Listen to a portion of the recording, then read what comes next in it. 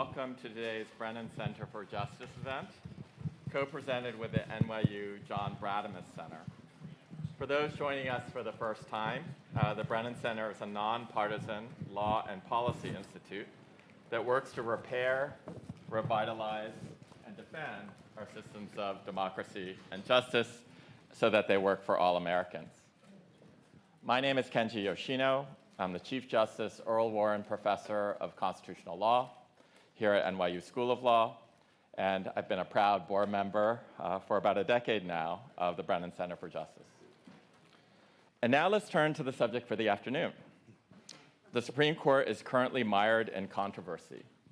Public support for the institution has dropped to its lowest level since Gallup began polling on this issue 23 years ago. One likely reason: unfolding ethics scandals involving undisclosed gifts and dark money groups.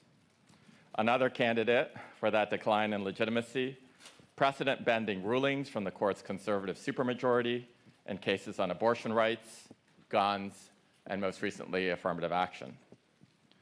For the first time in generations, genuine Supreme Court reform is at the center of public discussion. But what kind of reform should we be seeking, and how can we get it done? As this year's court term begins, I'm delighted to have the opportunity to speak with two people who've done just as much work as anyone I know on today's Supreme Court. They'll share their insights and provide historical context as well as policy reforms. So we're joined today by U.S. Senator Sheldon Whitehouse from Rhode Island, author of the new book, The Scheme: How the Right Wing Used Dark Money to Capture the Supreme Court. In his role as leader on the Senate's Judiciary Committee, Senator Whitehouse has a unique perspective on these issues. Michael Waldman, my friend, is the president and CEO of the Brennan Center for Justice, and we're proud to claim him here at the law school as an alum. And he's the author of The Supermajority: How the Supreme Court Divided America. Waldman recently served on the Biden administration's Presidential Commission on the U.S. Supreme Court. Please join me in welcoming Senator Whitehouse and Michael Waldman.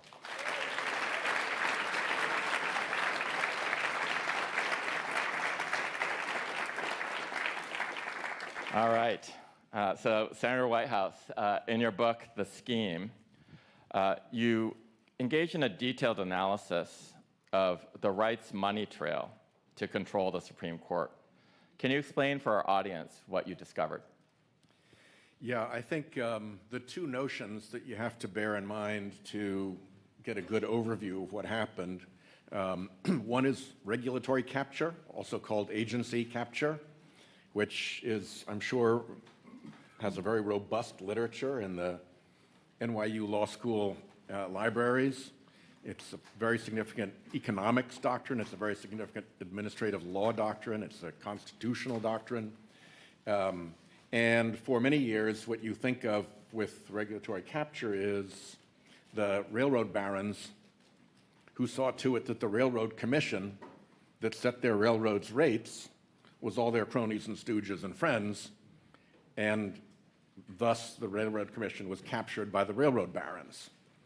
The new and outrageous piece of what took place here was taking the motive to capture a regulatory agency and the technique for doing so and jumping the rails out of the regulatory world and applying that technique to the United States Supreme Court.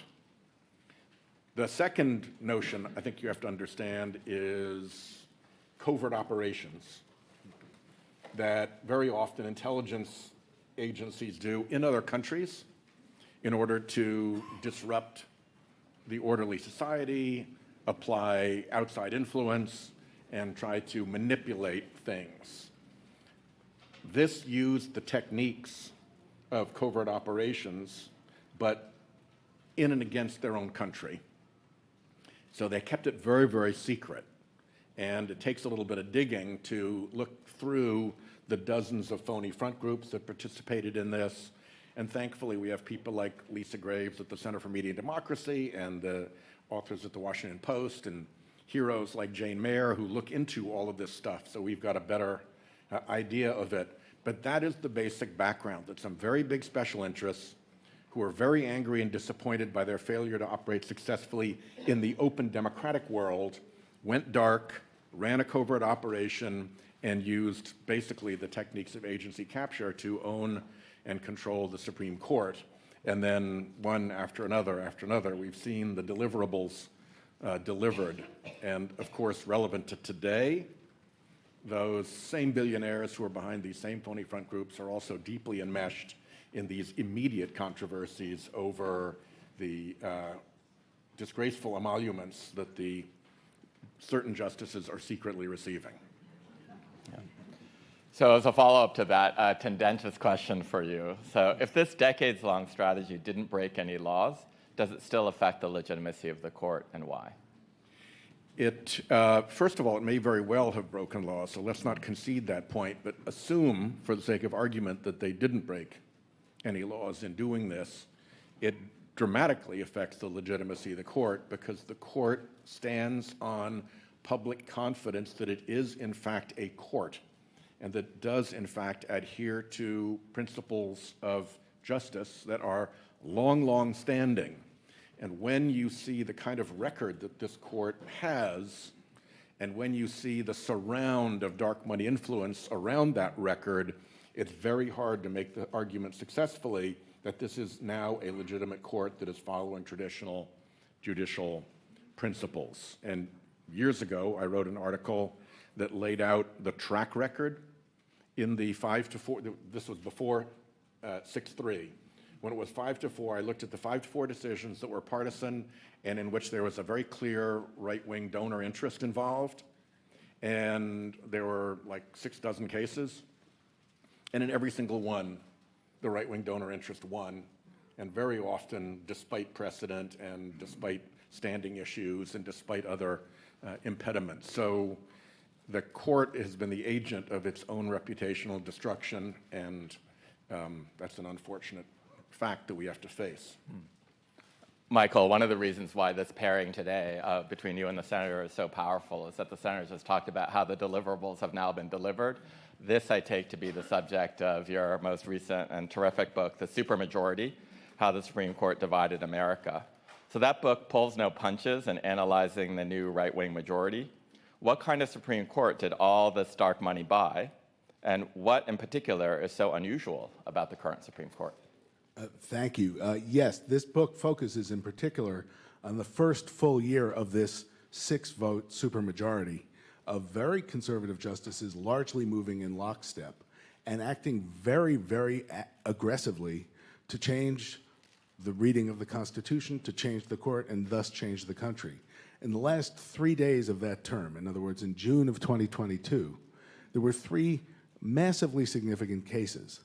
There was, of course, the Dobbs case, which overturned Roe v. Wade and Casey and a half-century of protection of reproductive rights that the women of America relied on as a central social fact for half a century, but also did so in a way that really put at risk all the other privacy rights recognized by the courts in the Constitution.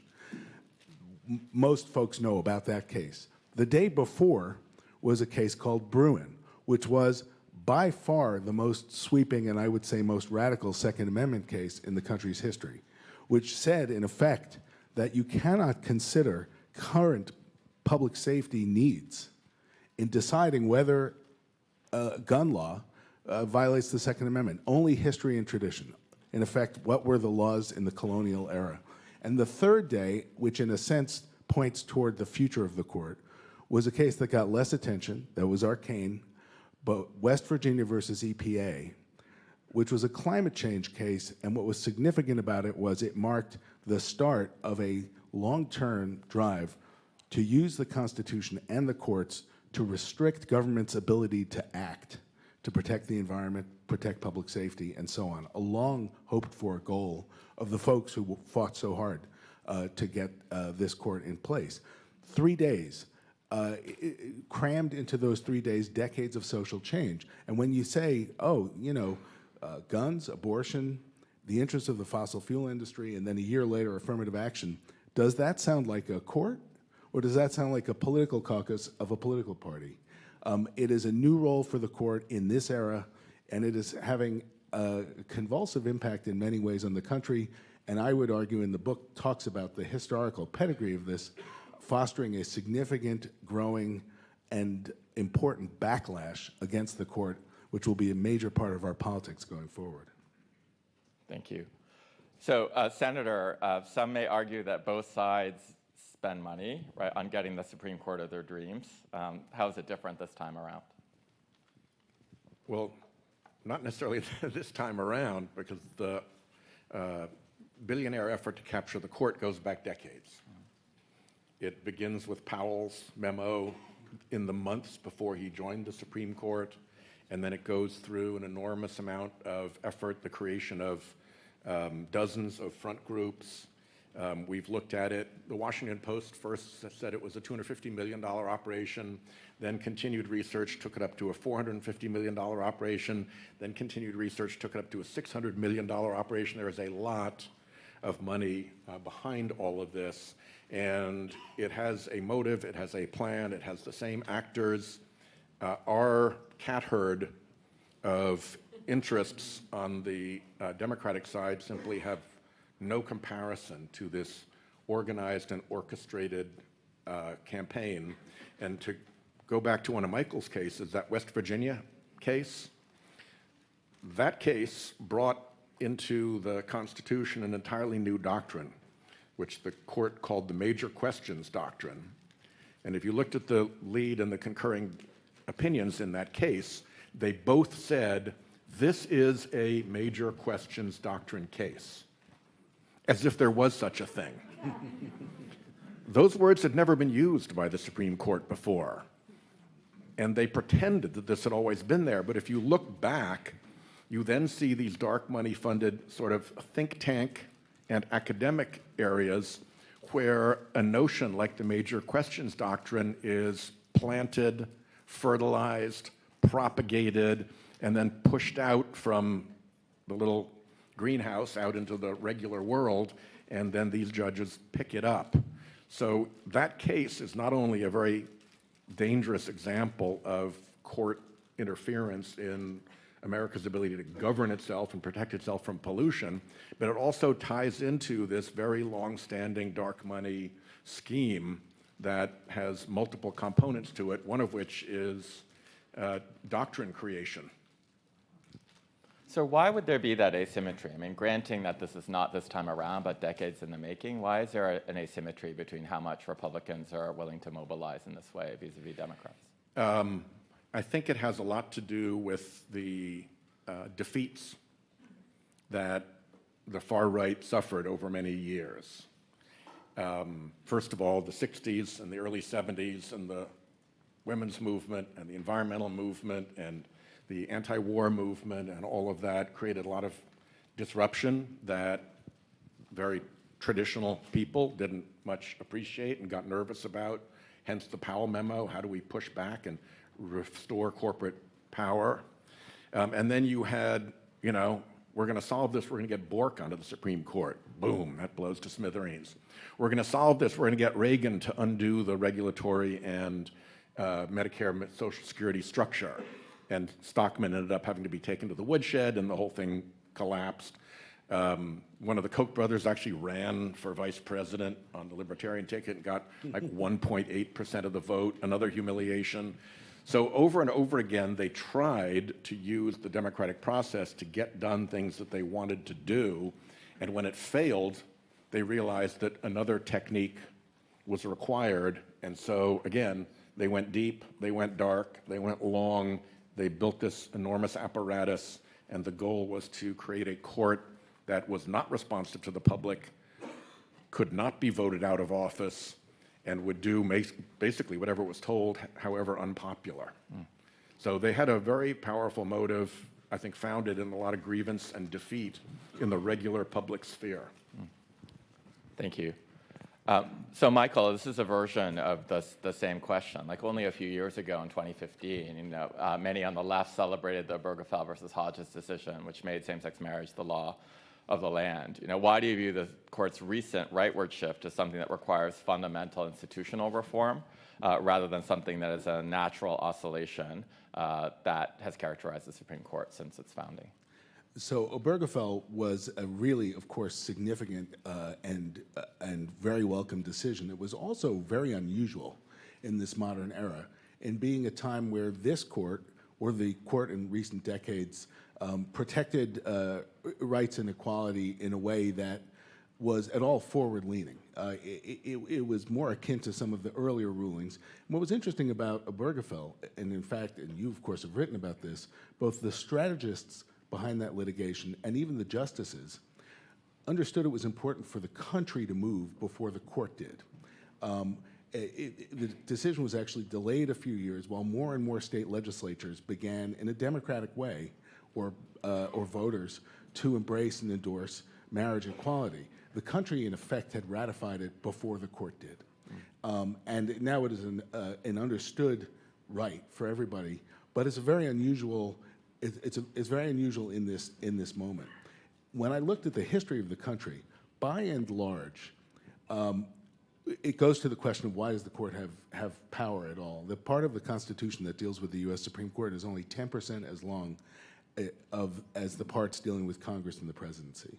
The court is not given intrinsic power. It's because we as a country wanted to have that power. One of the ways the court has held that role and built it is by reflecting whatever the political consensus was in the country at the time, or at least the elite political consensus. And when there have been periods of overreach, a few times there's been backlash. This court reflects, as the senator has described, an increasing understanding that it is moving in one direction while the country is slowly moving in another direction. The country is growing more diverse, is growing more open in many ways to government action, but the court slowly and now sharply and quickly is veering in the other direction. There's an interesting, this is an empirical statement, not a partisan statement, but given how politically polarized we are as a country, it's important to wrap our minds around this. One political party in the United States has won the popular vote for the presidency in 7 of the last 8 presidential elections. That's actually the longest winning streak in American history. The other party has chosen 6 of the 9 justices for the Supreme Court. Democrats and Republicans split control of the White House roughly equally for the last half century. The last time a Democratic president had appointed a majority of the court was 1970. And this is the trivia question. The last time a Democratic president appointed a Chief Justice of the United States was 1946. So they are just structural, and all of this predated Mitch McConnell being in the Senate. In other words, there are structural things. And Leonard Leo giving him instruction. Exactly. There are structural things about this kind of institution that make it, it turns out, unusually susceptible to capture. And so I think that what has happened now is not the normal give and take and push and pull, which Obergefell was a happy part of, but something more unusual, more extreme, more anti-democratic. Great. So this is for both of you. I mean, it's easier to sort of dispose than to propose, so let's move towards reform, right? So Michael mentioned that there would be a backlash. Are you seeing that backlash? Do you think that it could lead to reform? And what would successful reforms of the Supreme Court look like? So yes, we are seeing the backlash, and I think the reforms fall into 3 categories. One is a massive ethics upgrade at the Supreme Court. It is, like every other federal court, under pretty solid ethics rules. It just chooses not to enforce them on itself. And when I say chooses not to enforce them, there's not even an inbox to take a complaint. There's not somebody whose job it is to sort the wheat from the chaff and figure out which complaints are nonsense and which complaints merit further investigation. There aren't staff attorneys to do that further investigation and make a report that somebody independent could compare to what the rules are and say that does not comply. Every circuit court of appeals in the country has that, so it's not like it's an alien phenomenon. They just haven't applied it to themselves. So the ethics problem is huge, very easy to fix, except that once you start investigating whether or not justices have been out of line with the ethics rules, you get a lot of really bad answers that the court doesn't want to have to address.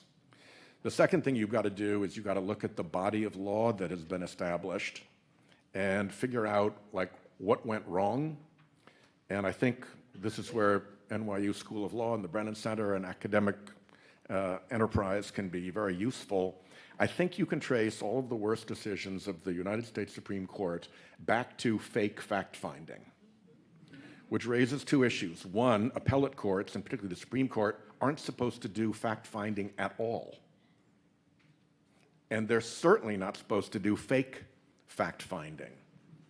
But if you're the Supreme Court and nobody sits in review and there's no adversary process to critique the facts that you find, if you just get to go to the internet or to your friendly dark money amicus briefs and make stuff up, it creates a real problem. And it's a separation of powers problem, and we need to look at that. And then the last piece is the structure of the court and term limits and changing the number of the justices and dealing with all of that. And I think we just have to be careful when we look at changing the structure of the court to make sure that we are bringing the American public along with us so that what happened to Green New Deal in the Senate, the only vote it ever got was at the hands of Mitch McConnell, because a lot of very good ideas were completely mischaracterized very successfully by Fox News and the right wing, to the point where Mitch could bring it up and scatter Democrats with calling up the Green New Deal.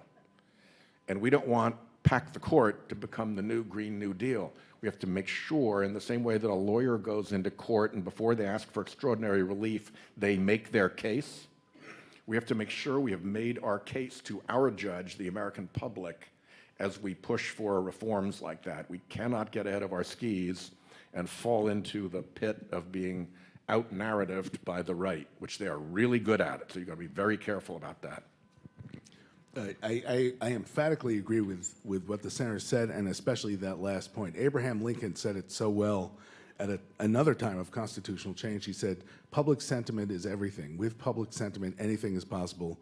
Without public sentiment, nothing is possible. Consequently, he said, those who mold public sentiment have more power than judges or legislators because they make possible what can be done. The issue of term limits is very interesting because it's actually very popular. Yeah. It's very popular across the political spectrum. As was mentioned, I plead guilty to having been on a presidential commission on the Supreme Court. And as you know, these governmental commissions, they don't always do that much, and they sometimes are designed to deflect pressure. And this commission, it is true, was instructed at the outset not to reach conclusions. And we didn't. It was a government agency that worked as intended. But it was really interesting. It was really interesting. We heard from dozens of public witnesses, from left and right, and they had all different views on all different kinds of things. Some thought there should be limited jurisdiction for the court, others opposed it. Some thought there should be expansion of the membership, others opposed it. Over and over and over again, they said, oh, but I'm for term limits, of course. There is a national consensus on this, hiding in plain sight. It rests on the very simple idea that nobody should have too much public power for too long. And George Washington taught us that at the beginning of the country when he stepped down after 2 terms. And John Roberts, before he was a justice, supported term limits. Now, I don't think anybody's under any illusion that it will be a big group hug if it starts to actually happen. It certainly could be done by constitutional amendment. We believe, and the senator makes the case, that it can be done by statute as well. And if that's the case, then it can be brought to the public's attention. But it's really important that whatever is done is seen as legitimate by the public. FDR found out the hard way that there is often a very hidden reverence for the Supreme Court, even by people who are really mad at it and its rulings. He had just won the biggest electoral victory in American history. He had, I think, something like 70 senators in his party. The New Deal was on the line. They were about to strike down Social Security and the labor laws, but the court packing fight was politically disastrous for him, although it led the court to back down. So I think as we work on these issues, we need to be quite aware of the delicacy of it and the need to be legitimate in our own work and be seen as legitimate when fighting illegitimate outcomes and practices. Could both of you speak a little bit about these court reforms? So neither of you, well, you may have mentioned it briefly, Senator, but you also on this presidential commission talked about court expansion. So let's talk about court expansion and term limits. It seems like to me that the bad idea is court expansion and the good idea is term limits, but the kind of constitutionality of each of these is more of an uphill battle for the good idea than it is for a bad idea, which creates a kind of false hydraulic pressure, right, on this. Am I getting that right?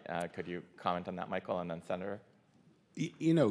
Court expansion is absolutely constitutional. Congress controls the number of justices who are on the court. It has grown and shrunk over the years, though not in a long time. 9 justices has been the way it has been since the Civil War era. But there are all kinds of challenges with it. First of all, a lot of the public isn't bought into it. One could imagine a ratcheting effect where Democrats had 5 justices, then Republicans had 5 justices. And it could really run afoul of deep public reverence for the idea of a strong, independent Supreme Court. But it is absolutely legal and absolutely constitutional. We believe, and the Senator's bill will reflect this, that term limits can be done statutorily as well. Yes. By moving justices to, say, for example, to senior justice status, changing their role, they stay on as judges under the Constitution.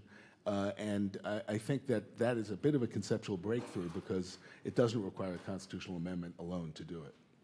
And the distinction is, what a lot of people don't realize, is that the business of the Supreme Court that the Constitution gives it to do is actually a very narrow slice of its business. What we think of as what the Supreme Court is supposed to do, its appellate jurisdiction, was conferred upon it by Congress. We could take it back away. So if you're going to go back to the core constitutional doctrine that the Supreme Court, you can't take a justice off a matter, then you can leave the original group of justices, many of them on senior status, to come back and rule whenever the constitutional jurisdiction of the court is invoked. But you have the term limited out justices there to do that. You have their replacements there who can take on the functions of the Supreme Court that Congress gave the Supreme Court. And I think that provides a very clear intellectual structure for solving the constitutional dilemma.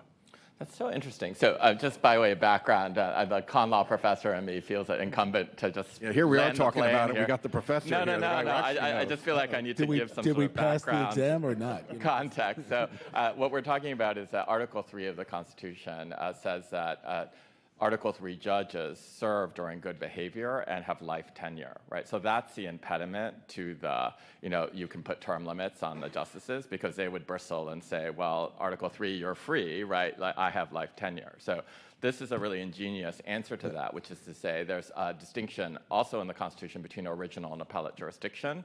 The original jurisdiction of the court is a tiny nit of a sliver of an iota of the current work of the court, but it's the only thing that's absolutely guaranteed by the Constitution. Congress can engage in jurisdiction stripping with regard to appellate jurisdiction, and so therefore, this is the intervention, I believe, Senator, that you're suggesting. Michael, I think you have another one that has to do with the justices serving on the federal judiciary, but not necessarily on the Supreme Court. Could you elaborate on that? Well, one question is how many judges ought there be? The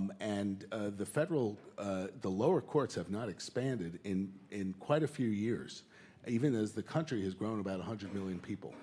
And John Roberts and the Judicial Conference of the United States have urged the creation of many new lower court judgeships. Among the benefits of that is it would greatly help diversity on the bench. It would make the courts look more like the country and more like the people they're serving. And it would be a pretty significant improvement in both the workings, but also the values behind the court system. There are quite a few changes that can be made, and part of what needs to happen which is reflected here, is a conceptual breakthrough.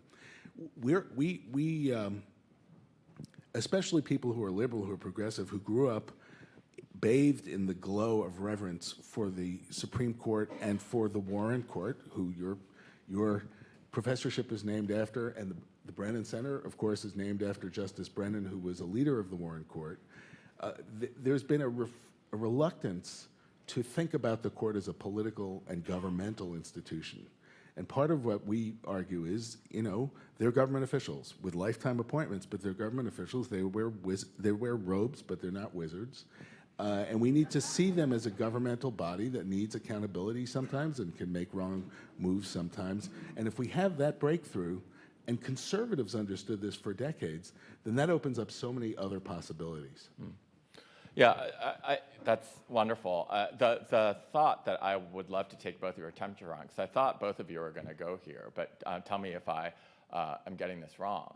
That another argument would be, yes, you have life tenure on the federal judiciary, but that doesn't necessarily mean you have life tenure on the Supreme Court. So in the same way that Justice Souter voluntarily stepped off the Supreme Court and sits on the First Circuit, so too could the justices after 18 years be told that they're going to sit on an appellate court. Agree or disagree? Well, no, and that's exactly right. And lower court judges also can become senior judges, and that has been found to be constitutional and not to violate their serving on good behavior, because they're still paid and they still have some judicial role, just not the same judicial role. And it's interesting because the Constitution, I believe, does not explicitly say life tenure. It says on good behavior. That's correct. And that's been interpreted as life tenure, and that's been the practice. But in other instances, people have said, oh, sure, you can change their role, you can have senior judges, and they still count as judges. And as you say, Justice O'Connor and Justice Souter and others continued playing a judicial role even after they left the Supreme Court. Mm-hmm. The argument against it is that you don't want to be in a situation in which, and the Founding Fathers didn't want there to be a situation in which we don't like your decision, you're fired. Mm-hmm. That's what they're protecting against. And we don't like your decision, you're demoted, is a variant of that. Mm-hmm. But if you have built it into the structure of the court so that people are phasing out, under a regular schedule, and it's completely separated from any particular decision that they may or may not have made, then you have a counter-argument that this is not a firing or a demotion over a case that affects the independence of the court. It's a structural reform that needs to be done. Great. So one of the things that immediately comes to mind is this all sounds incredibly powerful and really unanswerable, right? I mean, who would be against better fact-finding? Who would be against, ethics reform? Who would be against kind of term limits I have a list. Institutionally, right? But, to that response, we know that, outside of these walls, that there is massive resistance to this. So can you just help us think about how likely it is that any of these reforms would gain traction? So there are three avenues for the ethics reforms. One is my bill, through the Judiciary Committee, awaiting floor action. Because the court is so political and so associated with the right-wing billionaires who also fund the Republican Party, there's going to be a wall of Republican obstruction to that going forward. But as more becomes known about just how bad the situation is, particularly with Thomas and Alito, there could be okay, we give up. This is just too gross for us moment. And so we need to continue to investigate and know what the facts are to see if that moment can be reached. Second is Chief Justice Roberts himself, who has a lot of power as the chief. I mean, if he really wanted to, he could say, okay, here's the procedure we're going to follow. It matches what all the circuits do. I'm putting it to a vote. It's going to be a public vote. Oh, adopted, 7-2. And now we're done. Now, he doesn't want to do that, and the court doesn't like doing that, but as the pressure grows, he could feel that that's the thing he has to do to save the court. And then the third is the Judicial Conference, which has become, I think, pretty irritated with the Supreme Court's behavior. It's made up of chief judges of the circuits who run the disciplinary procedure for their circuits, so they know that what the justices are doing won't fly in their circuits. And they know that what they're saying to give excuses for what they're doing is ridiculous. And the fact that the justices are saying what we're doing is okay imputes to the rest of the federal bench that they might be doing it too. So that's aggravating. And so I think you're seeing more and more pushback from the judicial conference. The two things I'd flag, one is for the court to have some real enforcement of 37.6, the rule on what you have to disclose when you show up as an amicus curiae, because I have to file my briefs that show here are a dozen amici curiae who are all funded by the same entity. And they all exist for the purpose of filing amicus briefs. None of them make a product or provide a service or are real in any sense of the word. So they could do a lot just with that. And then the judicial conference, I got to give them credit. Justice Scalia had a trick. You know, he did 2 free hunting trips. One, we know it because he was on Air Force Two with Dick Cheney, and the second we know because he died on it. He actually did 6 dozen or more free hunting trips.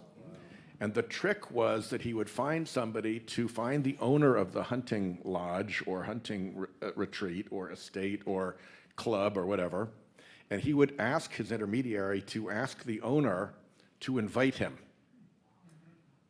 And then he would claim that by virtue of having been invited, it was a personal invitation, and that made it personal hospitality within the meaning of the exemption from disclosure of gifts. Personal hospitality from someone he had never met, right? And when I finally jammed the judicial conference to the point where they had to address that question, they could not have come back with a stronger and clearer clarification of the rule. And it was something of a rebuke to the court because nobody else was pulling that stunt. Everybody on the judicial conference knew that this was a Supreme Court justice and Supreme Court justice only stunt. And they could not have slammed the door more firmly in the justice's face. And that gives me a little hope that as other things come forward, they can be equally robust and make the clarifications that are needed. So many, as you know, so many of the judges are so fastidious about this, of all political backgrounds. They're great to go to dinner with because they choose the cheapest restaurants because they won't let anybody pay and they don't have that much money. And I think there's a real gap between the lavish hospitality that apparently gets bestowed on Supreme Court justices upon their investiture based on the ProPublica coverage and what most judges do. The bigger question, Kenji, and we've discussed this, I think it's certainly the case that we can't pretend that these are all going to, even things like term limits, like ethics reform that are widely and broadly popular, that they won't get tangled up in politics and in the highly polarized and partisan nature of Congress right now. But the idea has to be put out there, has to be argued for. The public needs to be mobilized, and then, first of all, it can happen. And you don't always know when it's going to happen, you don't always know how it's going to happen, but the long history of reform in our country is the first thing is to get the public fired up. And you know, very often the governing institutions come last, but that doesn't mean we should muzzle ourselves about ideas that are not quite squarely in the current middle of the debate. Yeah, thank you for saying that. That's very powerful to me. In a nutshell, first they laugh at you, then you lose, then you win. I thought it was first they ignore you, then they laugh at you, then they fight you, and then we win, right? So that's, yeah. But I love this because it's taking things that are kind of off the wall and putting them on the table, and it's precisely because credible institutions like a senator or a credible institution like the Brennan Center are willing to make those arguments in public that they gradually become part of the mainstream. So I don't think we should make the other side's arguments for us on these ethical issues. All right, so I have some questions from the audience, so thank you very much for being so responsive and voluble in these questions. I'll try to do the best I can to get through them. So the first one is, can Congress hold the court accountable for results-oriented uses of history and traditions or fact-finding? Yes, but we don't have any particular legislative standing to do that. I mean, we have hearings that we can hold that bring academics in who can say that the underpinnings of the Bruin decision are completely manufactured and fake.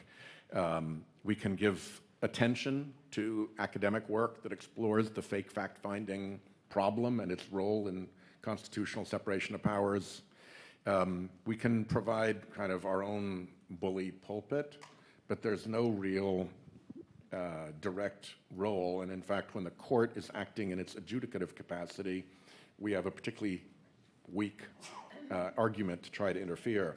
When it's acting in its administrative capacity, like ethics, then we have, I think, full-on throttle forward to do our work.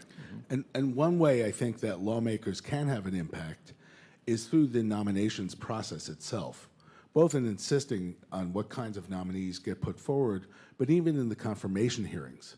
And there's one of the things that's so noteworthy about this court is not just how they got there and not just the rulings they're making, but the arguments they claim that they're relying on, the sharp shift toward an originalism, which says basically the only legitimate way to interpret the Constitution is to ask what it meant to the people at the time it was ratified, which basically means mostly property-owning white men in the late 1700s. And that is an explicitly reactionary and backwards-looking way of understanding the Constitution. And these nomination hearings can be a teaching moment about that. And there's a bit of an asymmetry because when nominees go before the Judiciary Committee, the Republicans say, are you an originalist? Do you believe in originalism? Are you willing to only enforce those rights that are deeply rooted in history and tradition? Do you believe in the living Constitution? And Democrats tend to shy away from that. They say, tell us about your family. That's a bit of an exaggeration. But Not every one of us. not all of you. But there's a reluctance to engage in the intellectual debate. And it's a politicized debate, but it's genuine. And there's thought behind those arguments. And it's important, I think, that senators and others in public, with a public megaphone, make the counter-arguments on how to read the Constitution as well. Great. So actually, Senator, this is to you because you've written eloquently about the shadow docket and how sunlight is the best disinfectant. The question is, does Congress have the appetite and ability to constrain the use of the shadow docket? I would say yes to ability, with the potential exception of, again, the constitutional jurisdiction cases where there may be a stronger argument that we shouldn't.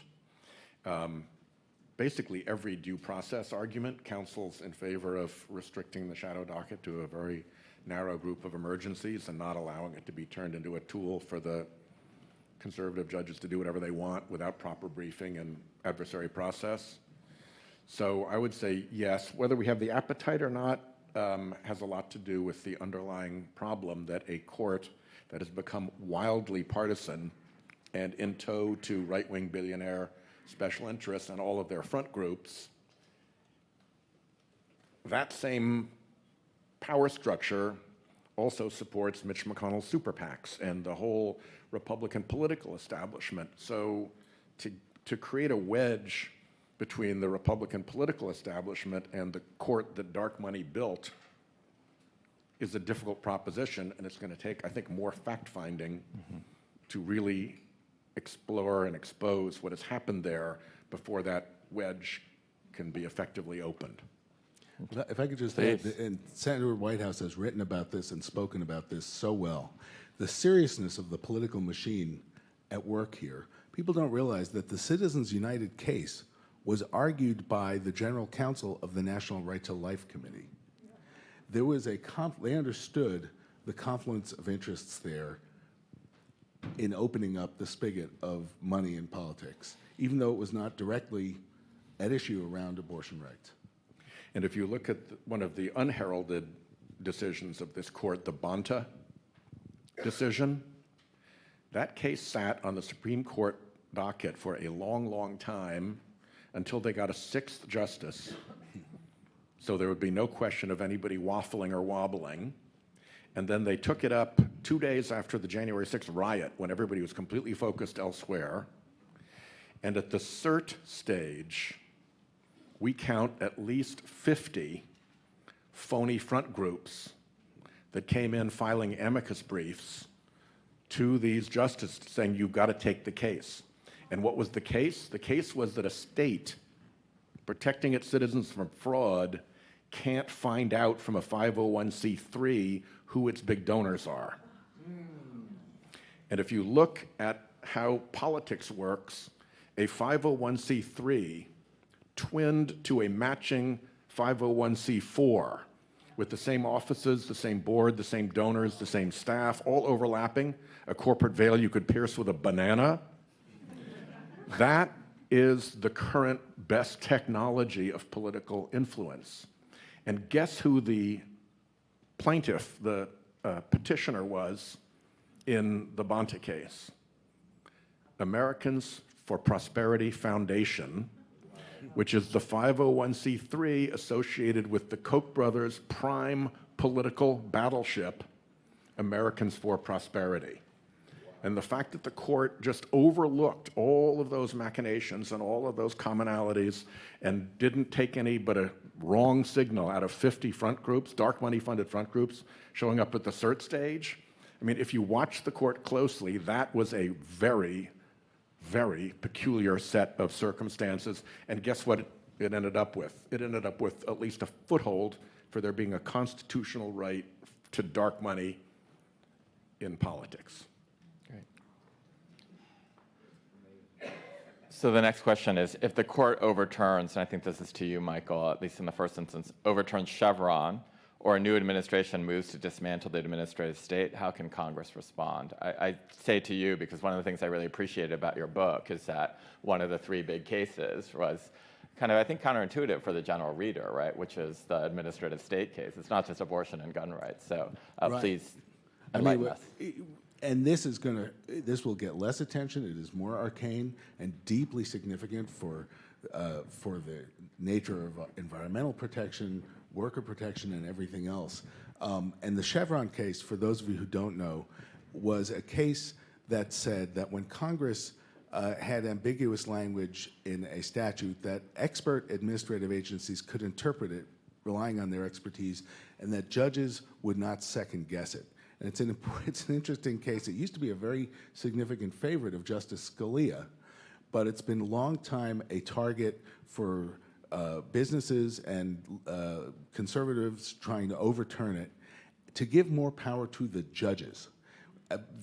That combined with the major questions doctrine, which says that even if an administrative agency is interpreting a law that Congress actually passed that gives it the power to do the thing it wanted to do, and in this case it was a climate change regulation, and the Clean Air Act had language that gave it the power to do it. If it was a, quote, major question, well, Congress couldn't really have meant that it really was just too big. If the topic was important enough to have emergency action, then it's too important for them to act. All of this creates a way for judges to decide which is the important ruling, which is the major question. It's a power grab, in a sense, by the judiciary. It's worth noting, and I described the backstory of the Chevron case. One of the things about that case is it came from a time when the case was NRDC versus Chevron. It was when the EPA was in huge controversy in the 1980s.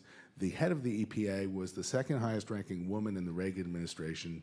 She'd been a state legislator in Colorado. The Rocky Mountain News admiringly said she could kill a grizzly bear by kicking it with her bare feet.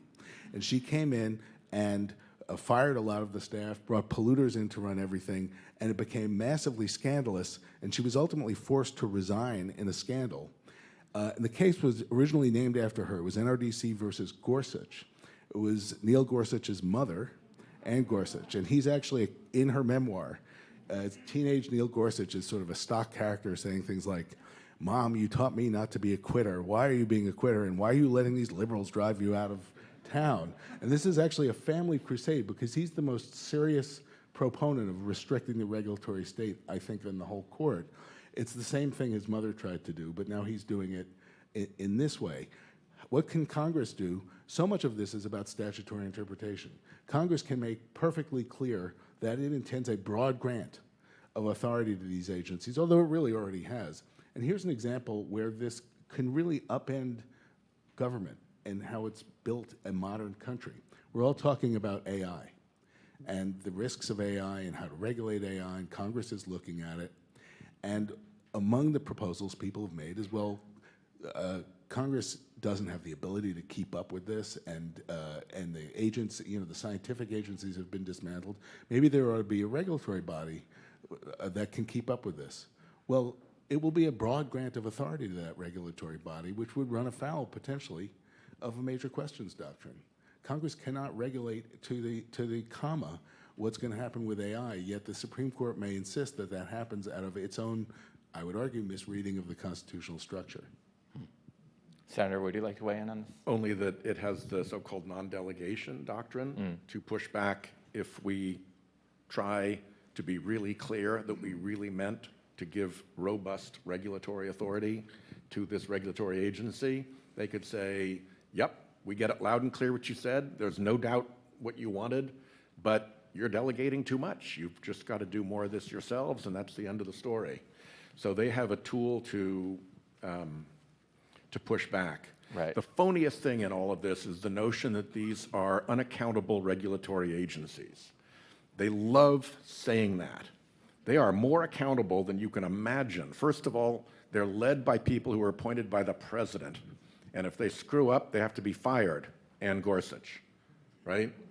They are overseen by the judiciary, which has an enormously broad purview over the Administrative Procedures Act. It is an incredibly robust area of law that supervises the operations of regulatory agencies. And we, in every single appropriations budget for an agency, have the chance to make a correction. If they make a mistake, there's a Congressional Review Act that puts on a heightened legislative schedule undoing a reg we don't like. We have committees that are dedicated to oversight of these agencies. So whether it's executive, judicial, or legislative oversight, these are wildly overseen agencies. And it's really frustrating to hear courts, particularly the Supreme Court, which is the least overseen and most undemocratic and unaccountable body in the entirety of government, say, oh, you regulatory agencies, you're too unaccountable. They're highly accountable.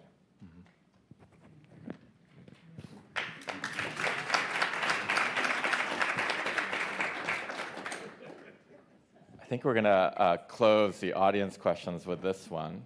So what can, I love this one, so thank you, whoever asked this. What can citizens and activists do to support court reform? So if you're not a senator, if you're not a CEO of a major nonprofit protecting democracy, what is our charge? What do you tell us to do? Everybody has a platform, especially now. Everybody has a platform, and we all need to use our platforms. Social media, political organizing. When candidates come by, ask them these questions. Ask them what they think about the Supreme Court. Ask them what they would do about the Supreme Court. Again, over many decades, to their credit, conservative activists, conservative grassroots activists have done exactly this. It's been a lost muscle memory, I think, for a lot of other Americans. That's the main thing people can do. Keep pushing this to the center of public debate. One, support the Brennan Center.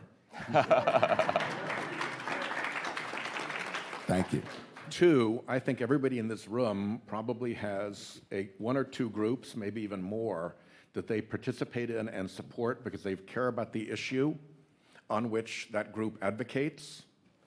Make sure that group has some policy for addressing the problem of dark money and some policy for addressing the problem of the Supreme Court, and encourage them to be working with other advocacy groups to come to a common strategy. The great Democratic side cat herd needs to feel from the bottom up the pressure to address those issues. And I think what's happening right now is whether you're a labor group or an LGBT group or a civil rights group or whatever your environmental group, they have achieved the realization that they have a common enemy in dark money corruption and a common enemy in the billionaire control of the court, and that they need to start working together to help solve those problems rather than just focus on the polar bears or the next union contract or whatever the next issue of the moment is. There is this structural battle that all of these advocacy groups are losing if they're not focused on dark money and the courts. Michael, what should citizens and activists do?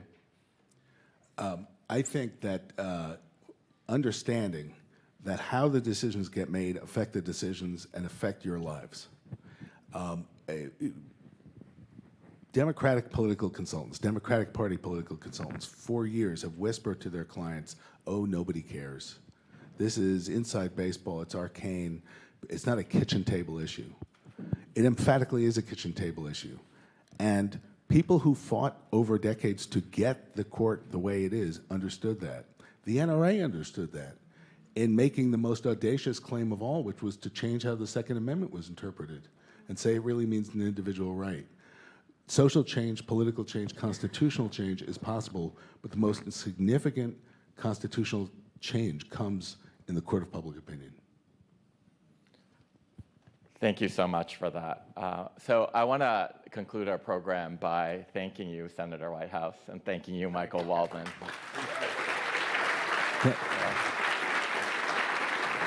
Thank you.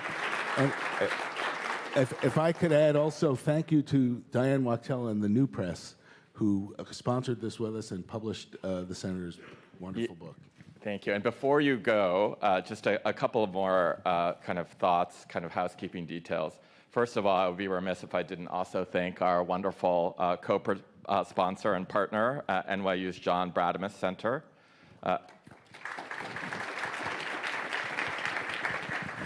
I have to make a plug for the Brennan Center, although I can't improve on what the senator said.